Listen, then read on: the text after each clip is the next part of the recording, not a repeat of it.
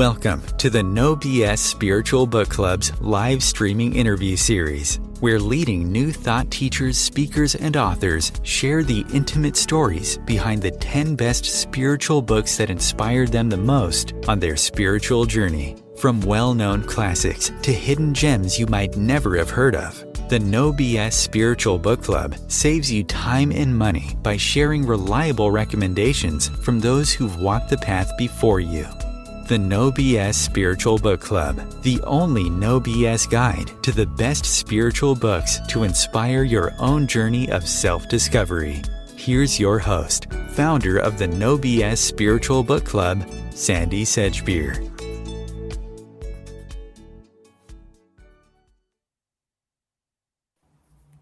Hello and welcome back to the No BS Spiritual Book Club's face-to-face with video series, in which we invite respected authors, speakers, teachers and researchers to share the stories behind the 10 books that influenced them the most on their life journey.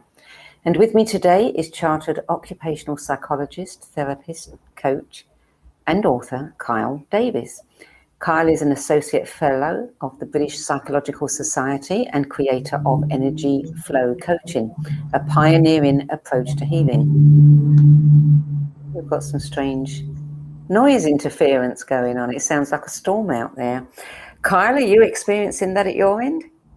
I'm actually next to a pretty major road here, unfortunately. So it looks like I'm in a ski lodge. Well, I'm not. I'm in a shed in the garden. You're in a hangar. I'm in a hangar. But yeah, so every now and again you hear the which is the cars zooming by. Okay. All right. Well, we'll do our best to ignore it. I thought it was a plane taking off. But just to finish what I was saying, you know, Kyle's the author of a book called The Intelligent Body, Reversing Chronic Fatigue and Pain from the Inside Out, which offers a new understanding of the relationship between hidden stress in the body, emotional energy, and chronic health challenges. So officially, Kyle Davies, welcome. Thank you for having me. It's great to be here. Great to see you again. You too. So in the introduction to your list, you said the first thing that struck you in this process is how few spiritual books you've actually read. And then the second thing was how little you remembered of some of them. So I hope you've managed to refresh your memory so we can talk about them tonight. I know it's a bad start, really, isn't it? But I wondered actually with that thought whether is that a good thing that something has gone in, but it's not necessarily an intellectual understanding that I've needed. So I'm hoping with all of them that at some point they nudged me in a direction that was right for me at the time. So I'll do my best to remember what I can about them, but critically, I'll try and remember the influence they had at the time they had it. Good. That's what we want to know. Yeah, we want to know how they influenced you in your journey, because we're all reading books and we're all wanting to evolve on our life path. So this is important information, and just related to what you said, I tend to think that you get what you need to get, and it goes into the muscle, and you can't necessarily remember the words or some of the thoughts or the processes, but you do remember the essence of that book. Yeah. I think it stays with you. Yeah. So let's talk about book one, which is a little bit controversial, some might think. The Truth of Vibrations by David Icke. Is this chronological? This wasn't the first spiritual book that you read or the first inspirational book? Yeah, this probably. I'm just looking because I've got my list here, and I think this is pretty much 1 to 10 the order that these were read. That you read them. I think it was. So the Truth of Vibrations, David Icke, controversial character, as you say, but. Yes. A little bit of background, I suppose, then about me. I was, I'm from Wales, so I'm from Cardiff in Wales, and I was raised. I went to the church choir. I went to Sunday school. I went to a Church of England high school, which didn't mean a great deal. It just meant, well, you're supposed to go to church every week, which I did because I sang in the choir as well. And this was, part of how I was brought up. We weren't a massively religious family, but we went to church, and it was ingrained as the upbringing. And I always felt kind of spiritually, but I never felt really that Christianity was necessarily the thing for me. But I remember then, when I went to university, and I didn't go to church anymore at that point, but felt that spiritual part of me. And then I was walking to the pub one night with some mates, and they were talking about David Icke, because in Britain, for those who don't know David Icke and his history, he was a mainstream BBC sports presenter. So, you were used to seeing him talking about soccer or snooker or something. And then he turned up on a national chat show in a turquoise kind of shell suit, saying that, well, what people were saying was he was the Son of God. Of course, that's not exactly what he was saying. But anyway, I'm walking to the pub with my mates. They're laughing. They're saying, what a complete idiot. He's obviously had a breakdown. And as they're laughing and talking, I didn't see the show, but I just had this sense in me. I thought, there's something in there. There's something I'm curious about this. This is the first time I've ever seen anything like this in my lifetime, that, a national sports presenter, national journalist has had a transformation. So I bought this book, and it was because I think it was probably so important to me because it wasn't very big, and I hadn't read anything spiritual. I'd read a little bit of the Bible, as part of being in school. And there was just something that hit me about this, about the evolution of consciousness, about how we're all on this spiritual journey, multiple lifetimes. And I thought, shit, this is mind blowing. I've never come across anything like this before. So I was about 19, I think, at the time. So that was it. It was a huge,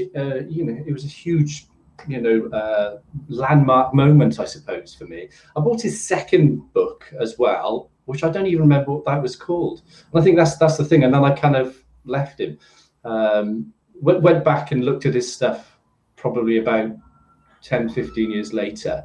But yeah, that first book, I think at that age, as really the first spiritual book, because I didn't know anyone that was spiritual. I knew people that went to church, and I don't know, it sounds naive in a way, but you were either kind of Christian and you went to church, or you were atheist and you didn't.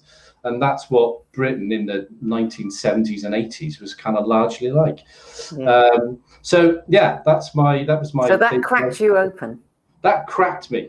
That cracked the shell. That cracked the shell. I mean, what a one to crack the shell. I mean, and I remember that period. I do. I remember how vilified he was. And I remember even thinking, kind of half believing it. I didn't know anything either then. And, oh, well, if everybody's saying he's a crackpot, he must be a crackpot. But the interesting thing is now, of course, he's actually being interviewed on some of those BBC programmes, and people are taking him a little bit more seriously.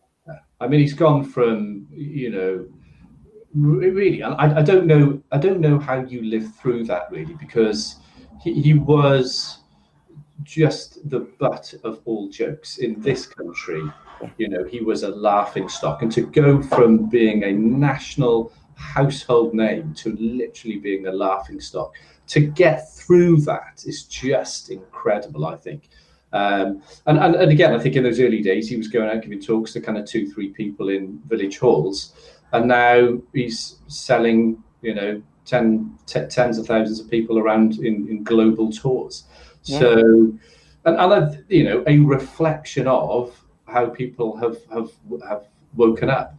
But also, I think, a reflection of his journey. I think from what I recall him talking about those early days, he'd been to Peru, taken ayahuasca. And I think he even talks about himself having a little bit of a breakdown because he was blown open to such an extent that he's trying, there's such a download of information that he's getting and trying to decipher this and make sense of it through his brain. And then kind of cascade that out. I suspect it was, huge, and because everybody listening at the time is just interpreting it in their own very minded way. And that was the big thing. I think it went from him saying, "Well, we're all part of God. We're all sons of God." So that being translated to David Icke thinks he's the new son of God, which of course isn't really what he was saying. But yeah, quite a journey for that man, isn't it? Quite a journey. Quite, yeah, and what a lot of courage he's had, you know. I mean, God, just last week, on our guest last week, we were talking about Shirley MacLaine. I mean, she was somebody who had a big profile and then shocked everybody by coming out with her first book and was a bit of a laughing stock. But I think the Americans were probably a bit kinder to her than the Brits were to David Icke. Yeah, we were brutal, weren't we? People were brutal over here, which is, yeah. Yeah, I think we're known for that, unfortunately. Yeah. And I think it is kind of interesting to see, I think, how we've, you know, with social media, which in 1991, when was it, 1990, you know, we didn't have mobile phones back then. You say the world has transformed in 20 years.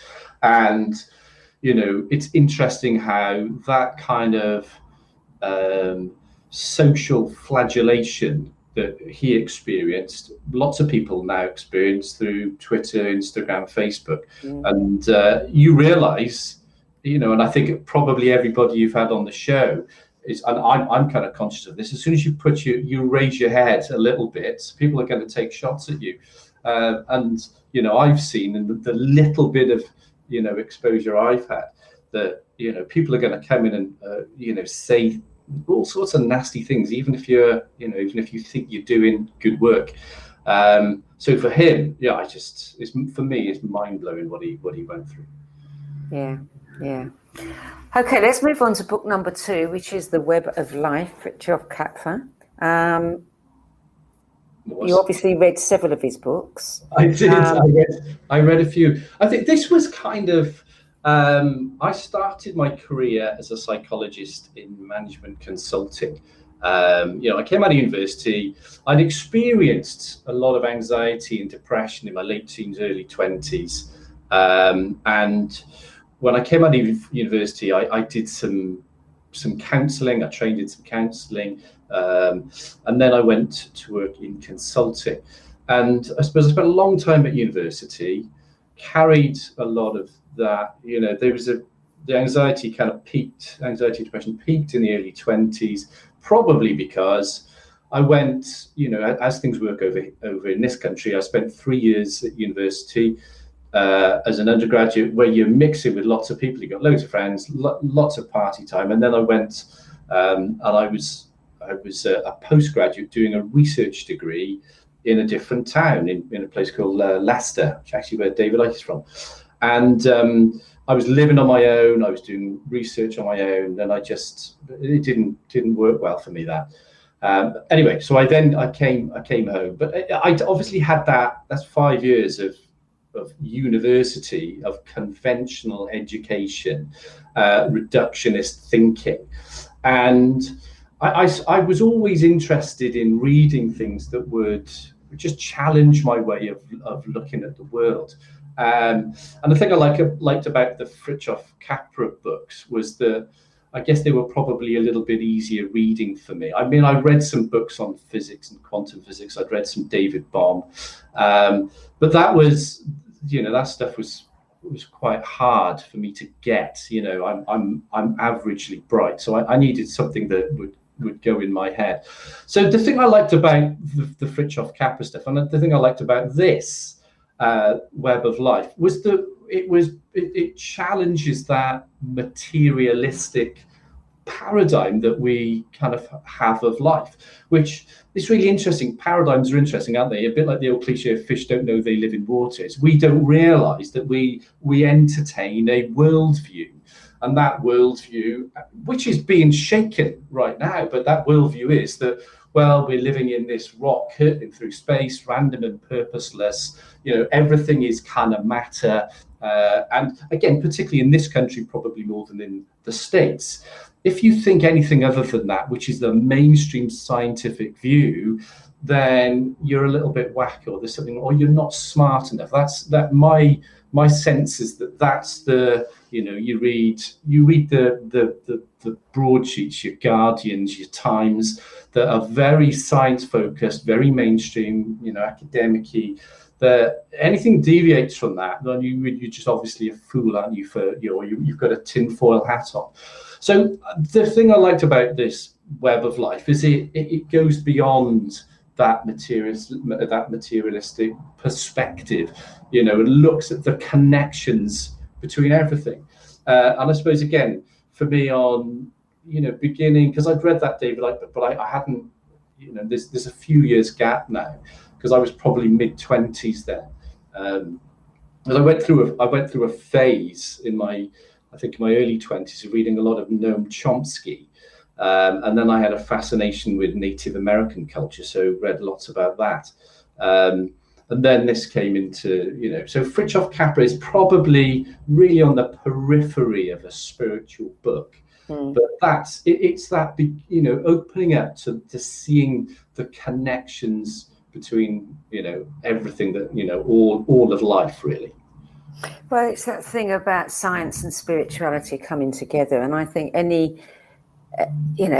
I certainly needed to see the science merging with the spirituality in order to really feel comfortable with opening up to it. I was always kind of, okay, where's the evidence? Where's the evidence? Where's the evidence?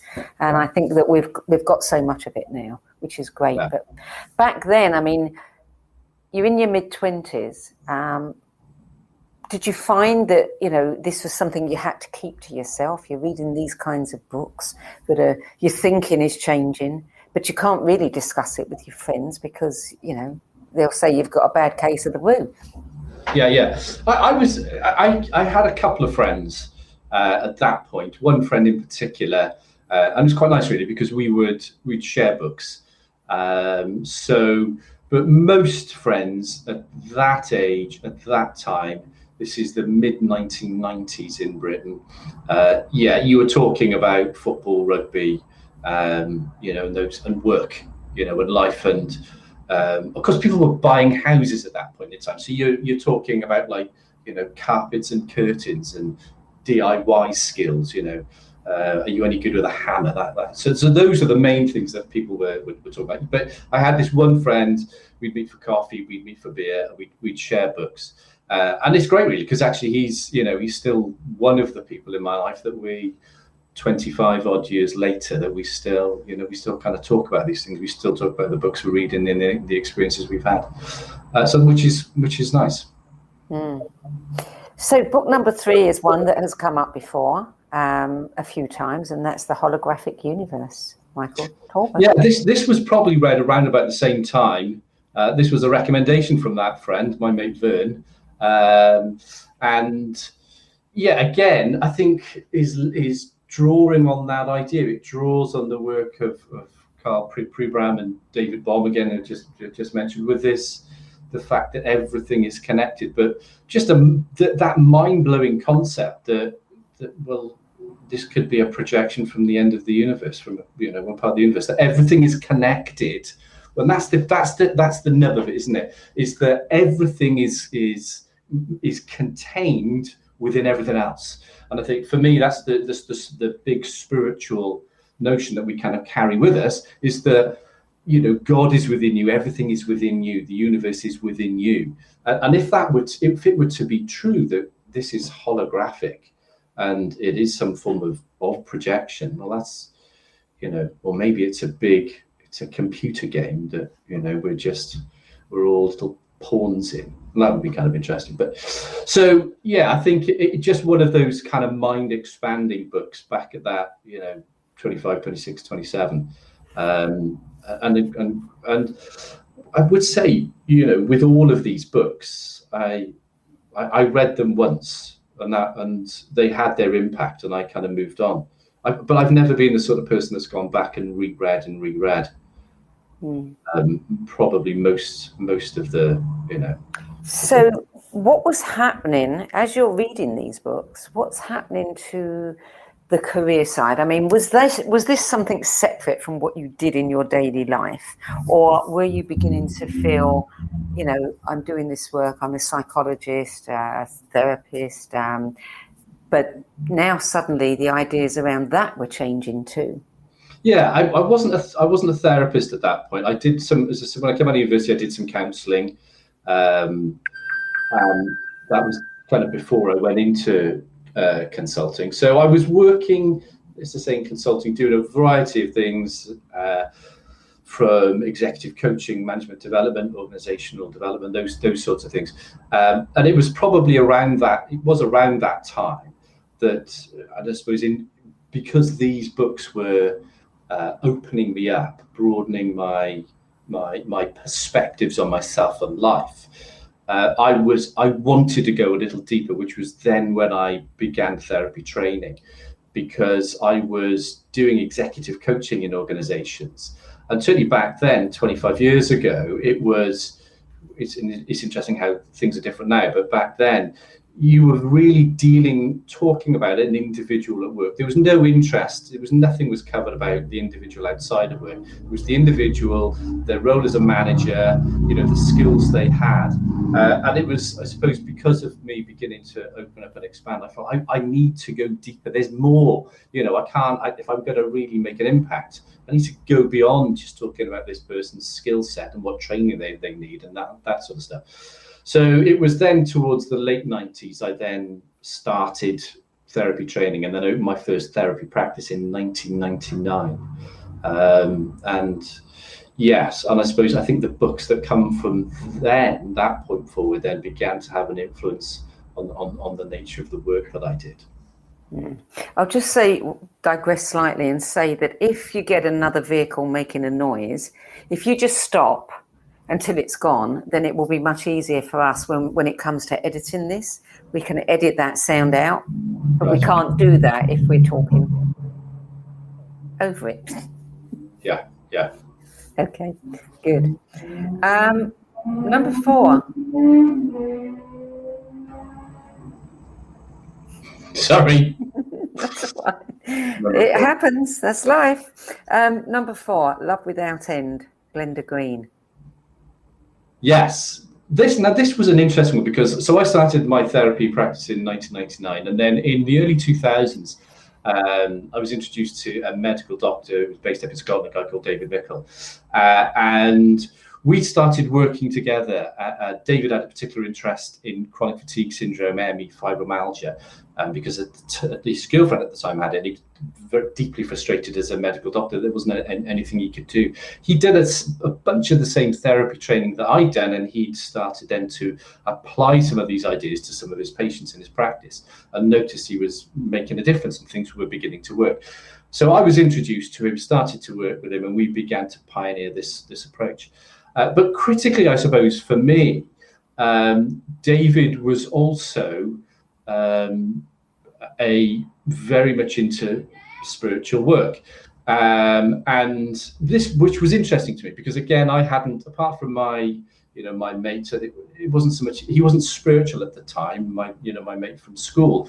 So David was probably the first person I met that was arguably a spiritually orientated person, which the thing that I suppose amazed me about it was that I thought of spiritual people as possibly a little bit wacky, wearing tie-dye or hugging trees. And, there's me, just a regular guy. And David was as well. So I think that was something that was a huge, I guess, kind of perspective shifter, really, that, well, anyone can be spiritual. And I know this sounds a bit dopey, really, but it's these things change your perspective on stuff. So this was a book that David had recommended to me, and it was, it's a book that the author Glenda Green talks about her experiences with Jesus and the teachings that come through that. So I think in the early days of us developing the work that we were doing, it was this had an influence, and I think in the early days it was kind of interesting because we were developing a mind-body approach at a time in the early 2000s where mind-body work was not people were not kind of greeting that with with open arms, particularly.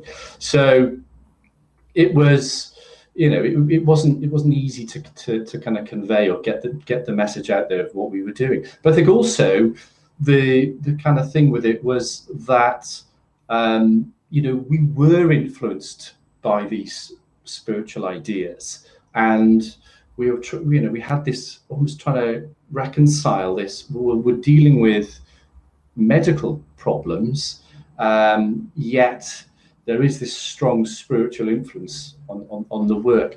So the truth be told on this book, I don't remember a huge amount about the content of it, but I just remember it was something that almost brought David and I together as we were developing the early stages of this work.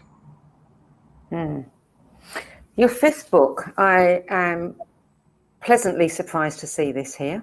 It's the first time this book has appeared in the club, and it's also the first time the author has. And I have to be transparent and say I had a hand in this book. So it is a particular favourite of mine. Yes, I worked closely with Steve Wather on his book, Spiritual Psychology. So I'm curious to know how it impacted you. Well, and it still does, really. This is, this might be the most influential book, or is that difficult to say? Knowing Steve. So Steve had, I'm trying to think, for about 2005, 2006, I first met Steve. And Steve had a huge influence. He was a catalyst, really, I suppose, for me. One of the things that was evident in the relationship I had with David Mickle was that, certainly to begin with, he was more of the teacher in the relationship and I was more of the student. And that, as we grew, that began to shift. And it was Steve that was, that almost provided a platform for me. So he gave me the opportunity to speak at a couple of his events. In fact, a spiritual psychology event was one of those that I spoke at with David. But it was that, I don't know, Steve said he saw something in me, and just little things like that make a huge difference. So I, at one level, I'm eternally grateful to Steve, because it's almost like he gave me that kick up the arse to get me moving. But also, I think critically with this book, it just had a huge, and continues to have a huge influence on my work. So, one of the simple principles of the work that I do. So, I work with a broad range of clients. For many years, worked almost exclusively with people with chronic fatigue syndrome, ME, fibromyalgia, adrenal fatigue. Now it's broader anxiety, depression as well. But there are kind of basic principles that underpin, what the work is. And one of those is that a symptom is purposeful. A symptom is trying to tell us something. Now, most people in the spiritual world already kind of know that. Now, the way we have dealt with that, the way I deal with that, is that, well, it's quite direct. A symptom that arises, at 2:30 on a Thursday afternoon when I'm having a coffee in Starbucks is trying to tell me something about what's going on and what's going on with me, my relationship with me, how I'm interacting with life at 2:30 in Starbucks. So, that's one of the key principles of the work. But underneath all of the symptoms that people experience, they all cluster around deeper patterns. And there's a big influence of this book from Steve on those patterns. So I can see how the clusters come together.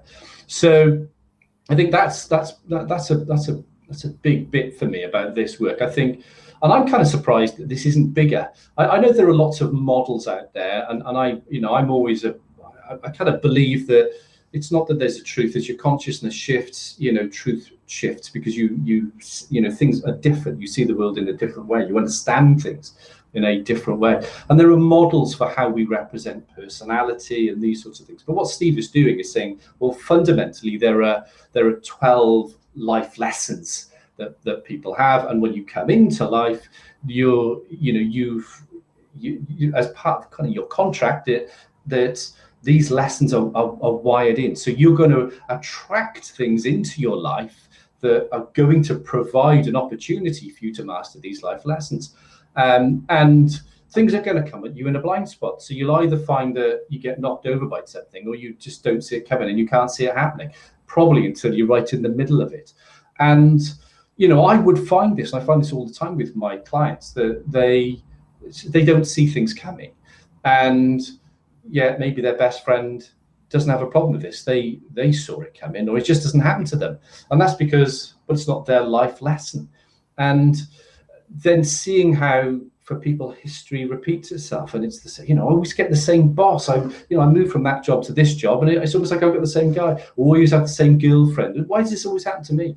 So those things, are so evident with the clients that I see, that this is, I think, such a profound book. And I'm sure there are probably lots of theories around personality and how traits and types cluster together, and if you're this type, this will happen for you. But I don't know, there's just something kind of deeper about this work, and I think it's just incredibly useful, and it's just incredibly empowering, because all of Steve's work is empowerment focused. My work is empowerment focused. It's all about, well, how can I own my experience here? Because when it comes to people's suffering, the huge part of why people suffer is because they resist and reject the experience that they have, right? Seeing themselves as a victim of life rather than part of that flow of life. And I think this book really does help with that. It gives that opportunity to say, oh, actually, it may be that I'm rubbish at dealing with this. I'm rubbish at dealing with people who treat me badly, whereas you may be good at it, but this isn't a life lesson for you, whereas you just can't tell the truth, and that's part of your life lesson. Yeah. I think that understanding that gives an opportunity to own it, embrace it, rather than berate oneself for it. And I think that's frequently what we do, is, oh, I can't believe I'm doing this again. It's like, well, I'm doing this again because I'm learning to master this life lesson. And isn't it wonderful? I have this opportunity confronting me right now, slapping me in the chops, enabling me to kind of master this. So yeah, a huge influence. And again, I've only read it once, so I'm hoping what I'm saying about it is actually true, because I've taken it and I've created my own sort of version of it in my head. But yes, forever grateful to Steve Rother, a wonderful man. Many think so, and many are forever grateful to him as well. Book number 6, The Path of Empowerment, Barbara Marciniak. Yeah, this is the Pleiadians. There's lots of people that channel the Pleiadians these days, aren't there? I think the one thing that, as a psychologist and therapist and coach, I'd always try to practice just an intuitive approach to the way that I worked.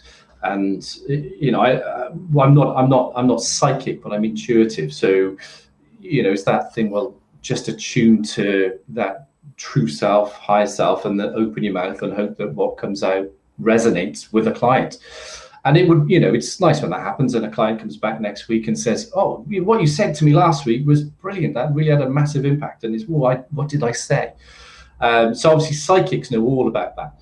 But one of the thing that I liked about this book, so I think I was in Belgium doing a training course, and somebody who was partaking in that course that Dave and I were running at the time had offered this book, and I hadn't heard of Barbara before, and thought, oh, okay, well, let's have a look at this. And I was just amazed, because there were little things that I would have said to clients that clients would have come back to me that I was then now reading in this book.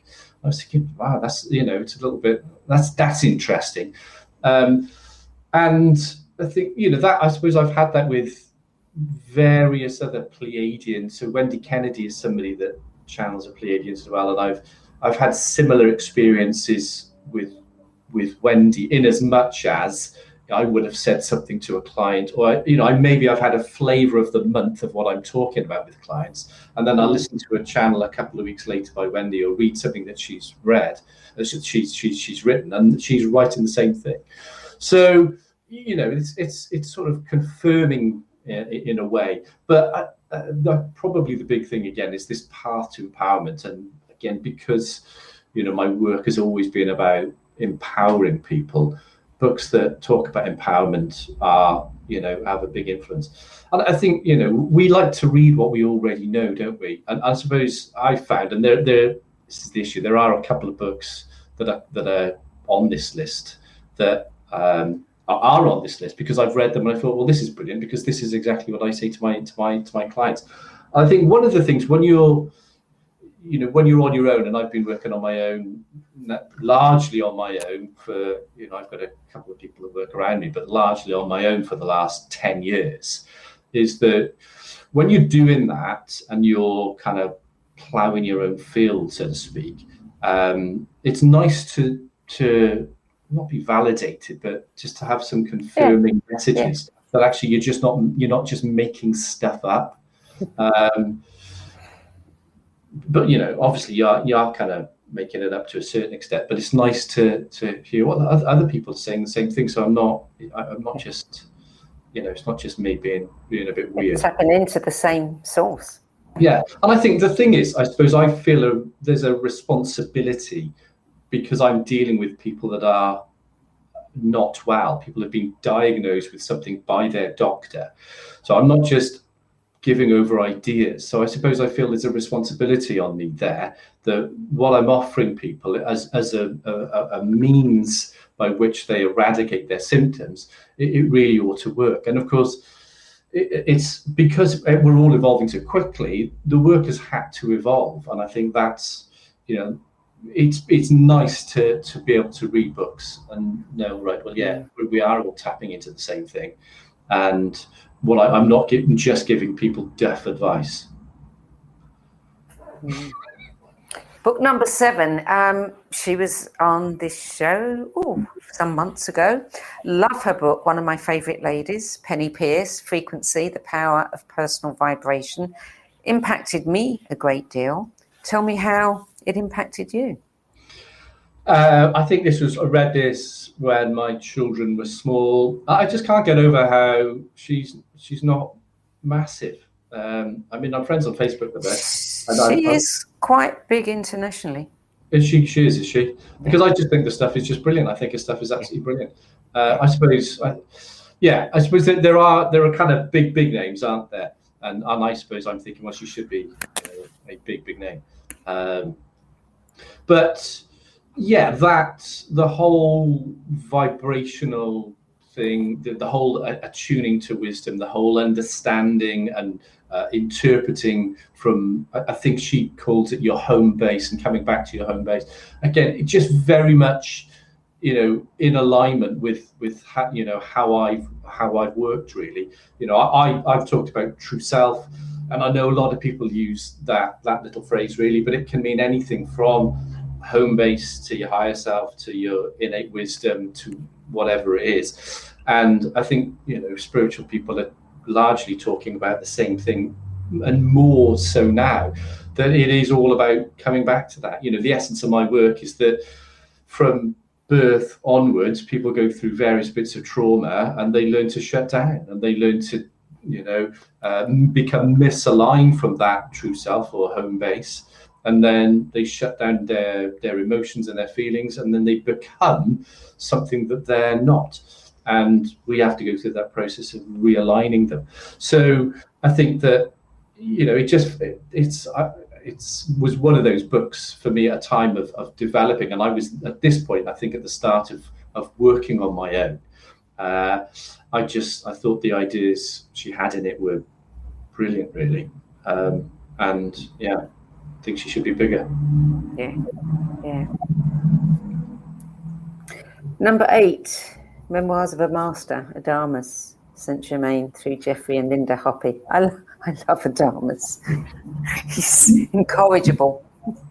Yeah, and I think this is, I suppose, in needing to be honest, really, this is more about putting something in this list because of the influence of Jeff, Linda, Crimson Circle on me. So I've followed the work since just after Steve, actually. I think it was the very first event of Steve's I went to in Hawaii in 2006, and people were talking about Jeff and Linda. So immediately I started to track the work, and I just, from the channeling of Tobias through to to the work now.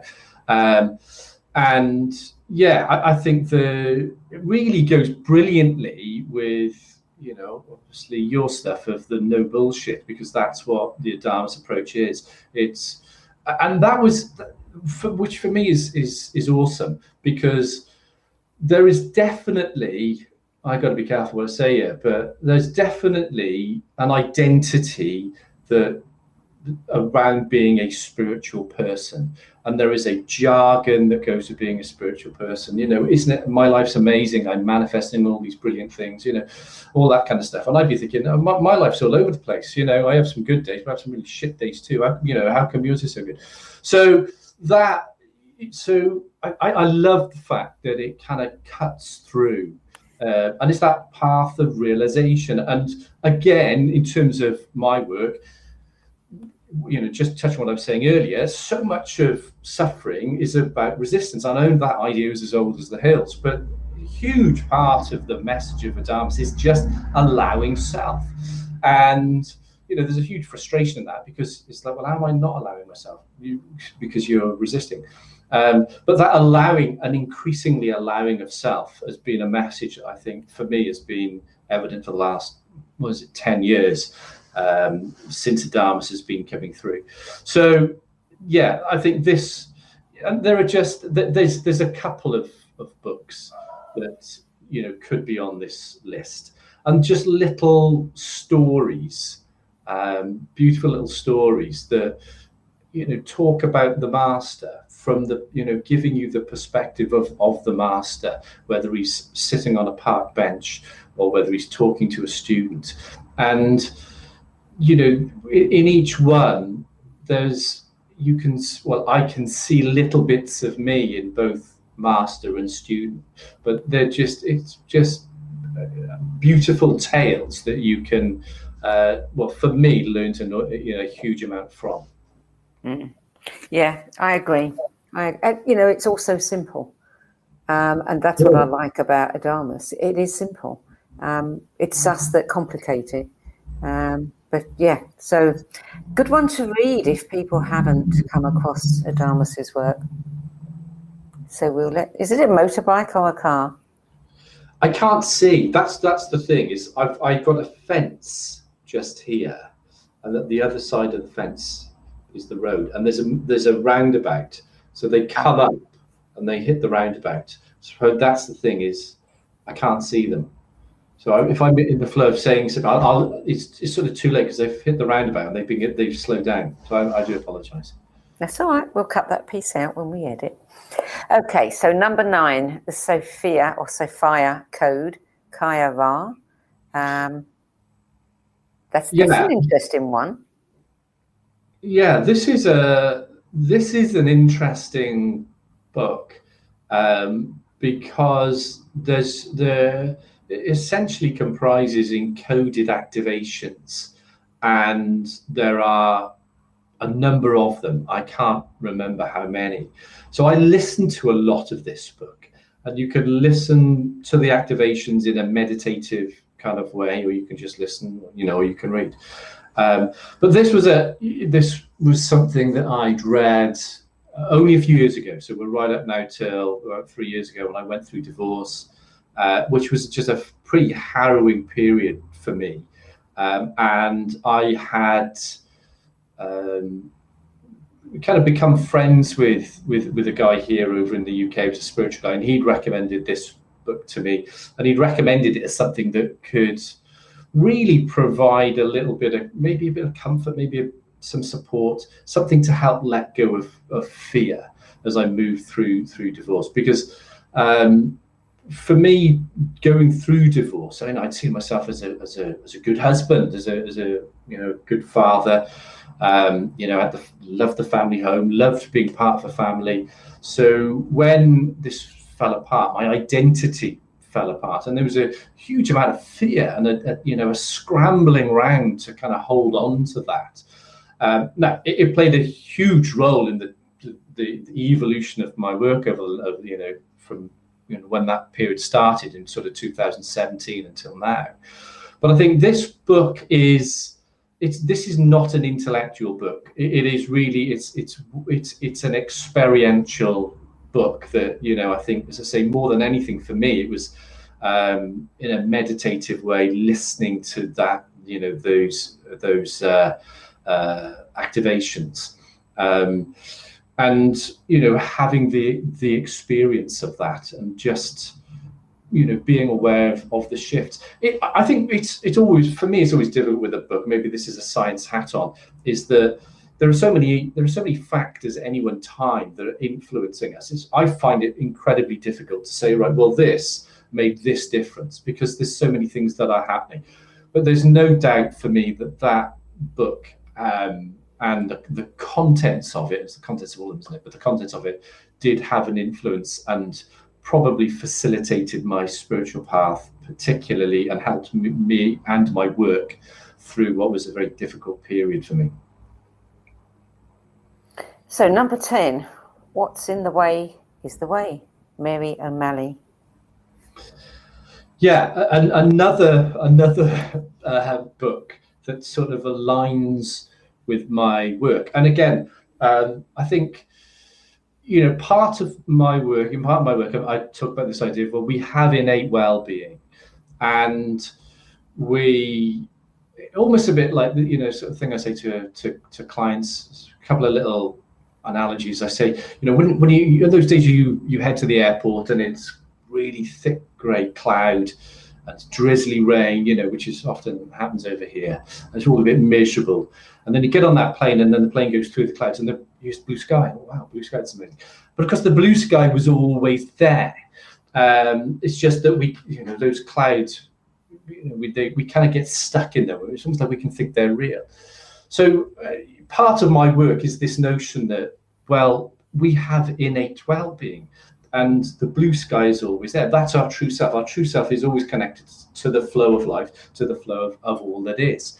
But what happens is that we very often get stuck in the clouds, and the clouds are the narratives, the stories, the beliefs, the conceptions of reality that we manufacture within ourselves. And when I don't know how I came across this book by Mary O'Malley, but she was saying exactly the same thing. And she talks about, coming back to that, that wellspring within, and, coming into the body, softening the body, which is, I think, well, this is, you're saying exactly what I say, which is, again, it's fantastic stuff. So, again, much of my work is that has that body focus, but also the connection to beyond the body, that true self. And that she just had that very same idea and describes this, it's clouds around your head. And I think she talks about a meadow.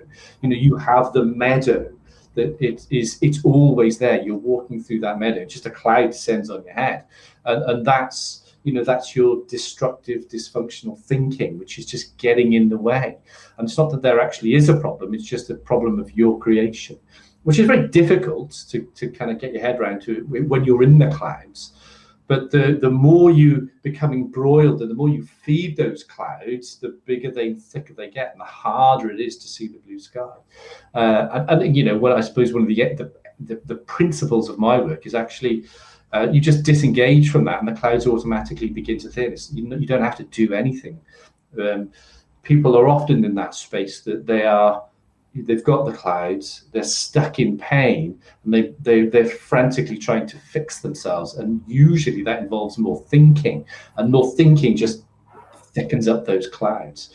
So yeah, a great book, and one probably would have read that about 2 years ago, and that brings us right up to now, really. So that's your 10 best. I'm going to come back to what you said there about the truth, because I think there's some important, it is an important part of your work, and I do have a few questions about it. But before we go there, what are you reading now?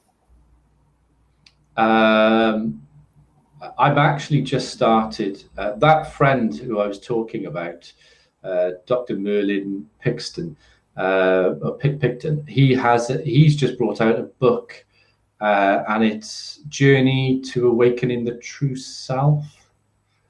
So I've just started reading that, but only opened the cover yesterday. So I can't tell you what that's like. Okay, well let's talk about the true self, because you say that it's possible to heal ourselves from various illnesses by coming back to our true self, or connecting reconnecting to our truth. How do you help people reconnect to their truth? I think in trying to keep it simple, doing it through the body. So I think in the Western world we live in our heads. Everything is kind of channeled through that mental medium, and we have a level of thinking, and if we have a problem, we just up our level of thinking, assuming that will solve the problem. So essentially, it's the idea that, well, your true self is always there. You can't be disconnected from it because it's there. It's a bit like the blue sky. It's always there. They're just clouds that get in the way. So, I tend to say, well, we just become misaligned, but it's there. It's communicating with you. But how to get people to really get into it is to get into that, yeah. So if I were working with somebody with symptoms, it's the idea, well, your body is telling you directly through symptoms, whether it's anxiety, depression, fatigue, pain, that you are, that you are misaligned, and it's trying to bring you back. But there's also emotion involved in that, and emotion is trying to bring us back to our true self. So my perspective is that very often when emotions get blocked over a period of time, then the body and brain send symptoms. And so it's almost like underneath those symptoms are emotions. We're not feeling them. There's a rewiring that's taken place in the brain. Things are ramped up. So it's almost like the body shouts at us. It's trying to get its message through. So underneath there are emotions, but we can learn to block feelings, if that makes sense. So our emotions and feelings are slightly different. Emotions are a non-conscious process that happen throughout body and brain and affect absolutely everything. We know, and it's almost an instinctive thing when we go through difficult issues or if we go through trauma, that we can block our feelings. It doesn't stop emotion. What happens is you have a rewiring of the brain, and then everything goes out of whack, and then there's the experience of symptoms. So working with somebody with symptoms, it's translating that back, get back into the body, and then begin to feel. If I'm working with somebody without symptoms, it's pulling somebody out of their head, but identifying, well, where are the problems? Where are things going wrong? Where are you feeling overwhelmed? Where are things breaking down for you? And it's coming back into always bringing it back to the body. What happens is that the head, the mind, will want to look outside, and the body, the true self, is in the body. So usually, again, another little principle of my work is that, well, our experience flows through us. It's created within us, and it kind of comes and flows through us.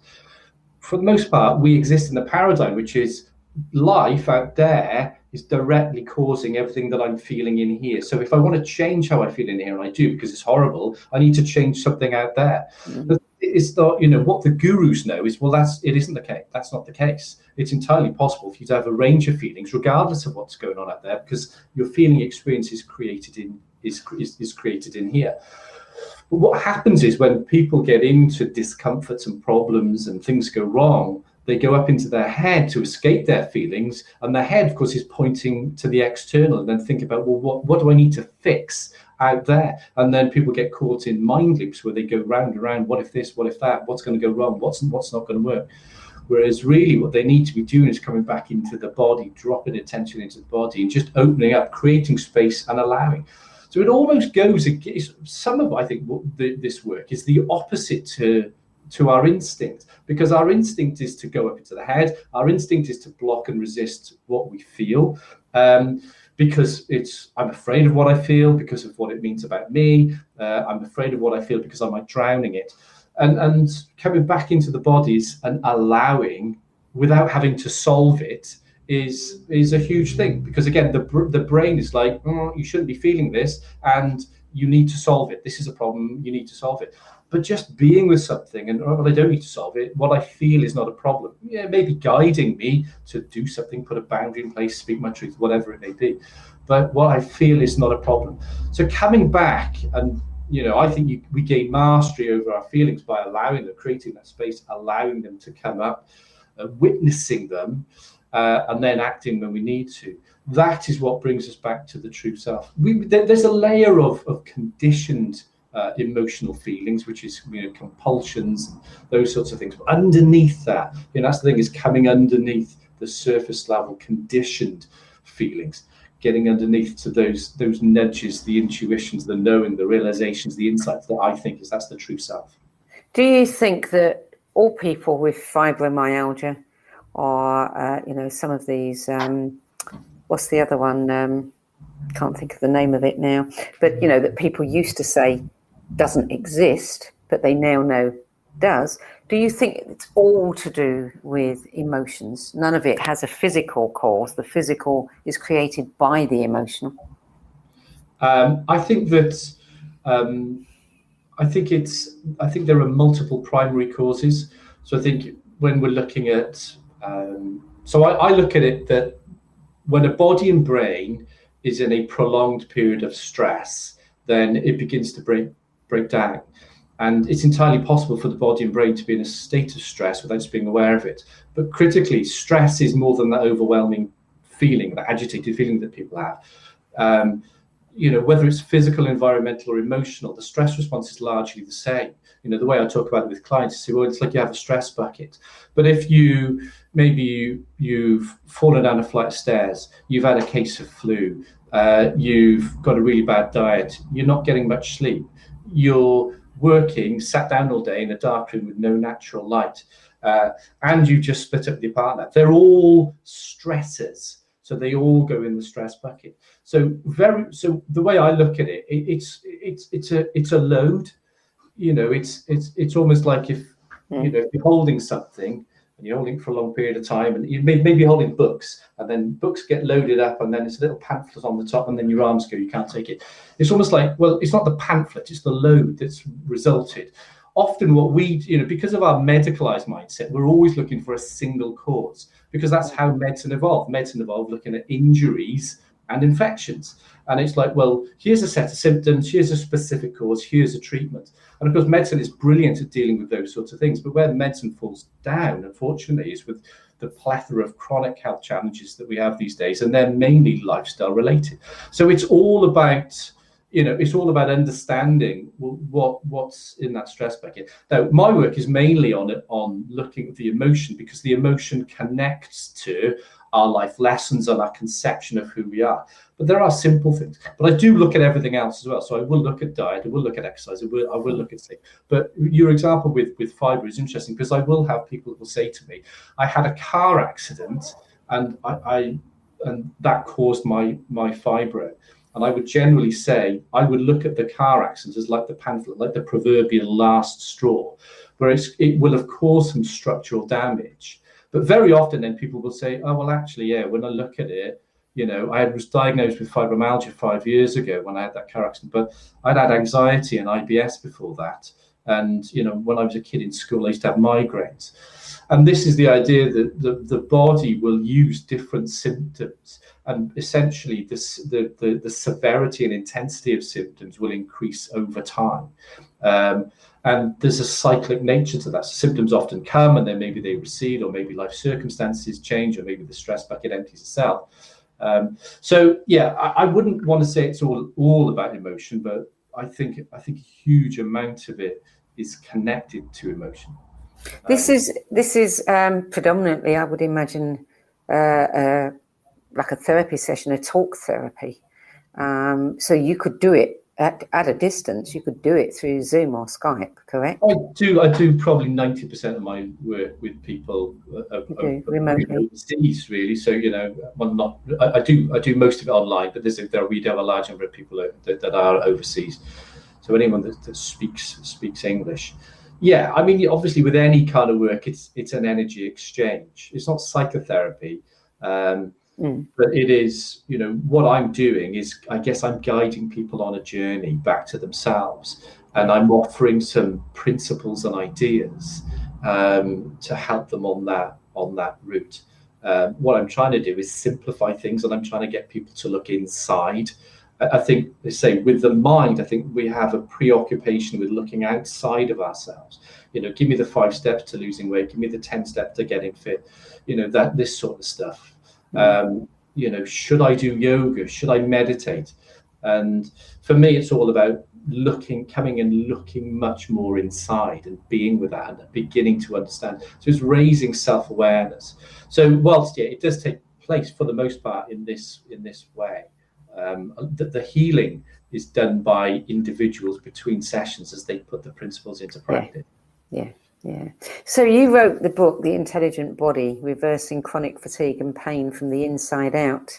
And you published that a couple of years ago, wasn't it? 2 or 3 years ago? 2018? Yeah, that came out, I think, 2017, 2018. So, I'm hoping I've got a couple more up my sleeve. I'm just waiting for them to pop out. Yeah, well, that's what books do, like babies. So the book itself, I remember talking to you about the book a few years ago when it was first published. Yeah. We did an interview, and it really does contain a lot of insight and a lot of things for people to work with themselves. I mean, you'll get ideas popping out the whole time as you're reading the book. Some of the things that you're sharing in it, that's correct, right? Yeah, no, absolutely. I think that the kind of idea of the book really is it's a bit of a light touch of what my work is all about. Yeah. It's in 2 parts. So the first bit gives a bit about the theory, and again, because of the nature of the clients that I'm working with, there's a spiritual undertone to all of it. But I'm trying to be sciencey as well. And like you said, I'm like you in that way. I like to bring the science and spiritual bits together. I don't want to go too far off with either, really. Well, and I don't think we have to anymore. I think, it's very, very clear that they do come together. Yeah. Quite naturally. Yeah, we're seeing that more and more. And as I say, with that, I just think this materialistic paradigm that we're having, and we're having more scientists challenge that and saying, well, actually, the universe is more like an evolving organism than it is just, a big giant clock that's ticking. And things don't seem random. There are patterns. There does seem to be meaning. So there's way more to this than we think. Yeah. And which is, I think, great because it kind of paves the way. And I think there are some brilliant scientists out there. Rupert Sheldrake, who's not on my list, but he's a hero of mine. Mine too. Another one of those that's been trailblazing, been out there. And, these people are heroes, I think. So, yeah, I think Rupert gets a mention in my book. I think because I talk a little bit about the brain as being something of a receiver, decoder, transmitter, more than a TV that just transmits, because it does have to interpret and decode and whatnot. But that's one of the ideas of Rupert Sheldrake. And another idea I loved of his was the idea that memory is contained within morphic fields. Yeah. So it's not that memory is a bank, that it's all there, but almost like tuning forks, it's held as potential, and then when it resonates, and something resonates with you, then it kind of drops it. And that I one of the reasons I love that idea was because I discovered that through the work that I do, that we can almost heal. I hope this doesn't sound too ridiculous, but we'd almost heal people's trauma by accident. And what I mean by that was I had a number of people quite early on with the work that said, well, look, I've got like PTSD symptoms. I get flashbacks, memories that just kind of pop into my head, which I can't control. It's quite scary. And because I'd done hypnotherapy and tapping and other types of work before beginning this mind-body journey, I'd say, well, okay, well, what we'll do is we'll do the work on your physical symptoms of fatigue and pain, and we'll come back and look at the PTSD symptoms later. What they said to me was that, this is really interesting. At the end of the process, my physical symptoms are gone, but I'm not haunted by those memories anymore. I can consciously recreate them, but they don't have that overwhelming, negative experience. I thought, well, that's really interesting. I wonder whether what's happened is that an individual has changed their frequency. So like the tuning fork thing, they're now not tuning into the memory in the same way. Yeah. So, and it just resonated then with that Rupert Sheldrake idea that, well, everything is held as a potential somewhere. So yeah. Sorry, I ground to a halt then, didn't I? So if somebody wants to, dip a toe in the water, the best place to start is with the book, because it tells them, what they need to know, and it gives them an opportunity to really start thinking, go inside and, start thinking about this. Yeah. And the name of the process that you've developed, energy flow coaching, listening to you speak, what that reminds me of is in the same way that an acupuncturist, will work on the meridians, and where the flow is blocked, they're kind of releasing it. You're doing exactly the same thing in a different way. Yeah, it's the idea that the flow of the true self there's a valve that almost gets closed. When that closes, then we experience problems. So it's learning for ourselves to open that up, and I suppose that's the empowerment piece. That's why I've been drawn to Penny Pearce, to Steve, because there's so much of that empowerment work of you can do this yourself. Yes. And I think that's in a culture that is becomes so dependent on experts, particularly within the healthcare field, of give me something, do something for me. And whilst obviously there's a space for that, there's most certainly a space for we have that potential to probably far more than we think to be able to deal with ourselves. When we hear, aren't we, and how we evolved over hundreds of thousands of years was by being incredibly resilient and resourceful. And I think very often in our safe-ish modern lives, we've often forgotten how resourceful and resilient we are. So the kind of, not so much the tools, but the ability, the capacity lies within us to facilitate our own flow. And all I do is just try to give people a nudge on the path. Well, I totally agree with you. And I think if you look at the healthcare system in America and in England and many countries now, they're all falling apart. We have got to learn to be our own healers. This is where it begins. It's our body. Nobody's going to care for it as much as we do. And nobody knows it as well as we do.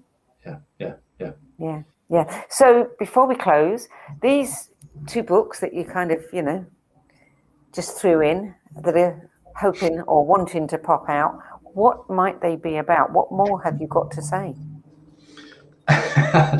I'm not entirely sure. I did one of the things I was curious about was writing about divorce, and certainly for men, I'm interested in doing a little bit more work with men, because I think men seem to be really in crisis. And I suppose one thing that is interesting is probably 10 years ago, even up to 5 years ago, 90% of the clients in my private practice would be females, whereas it's 50-50 now. So I think men are beginning to open up. But something that I was aware of through my mid-40s was that many, many men are in crisis and suffering in silence.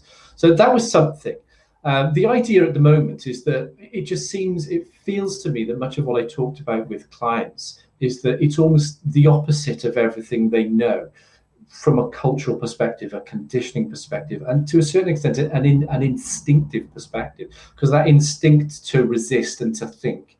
So that's where what I'm currently feeling is writing a book which is called The Opposite of Everything You Know, and just outline these principles of how, right, well, there are simple things that can be done, you can do, which just turn on its head what you normally do, and that can make a huge difference to your experience of life and your spiritual flow. Sounds like an interesting book, certainly one that I'd want to interview you about, so get writing. Thank you. I'll be on your case. Kyle, thank you so much for joining us today and sharing your 10 best and sharing, the stories about your own life path and how it's evolved over the years.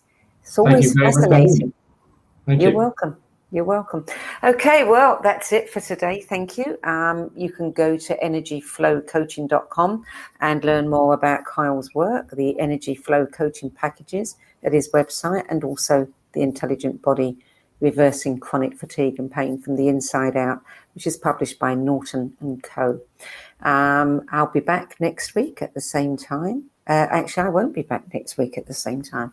I'm taking a rare week off. I'll be back the week after at the same time. So In the meantime, you can go over to the No BS Spiritual Book Club and you can watch edited versions of any of these videos. There's probably about 60 or 70 there now that you can see, and Kyle's will be edited and added next week. So thank you everybody for joining us. Thank you, Kyle. Thank you. Have a great evening. Bye-bye. Bye-bye.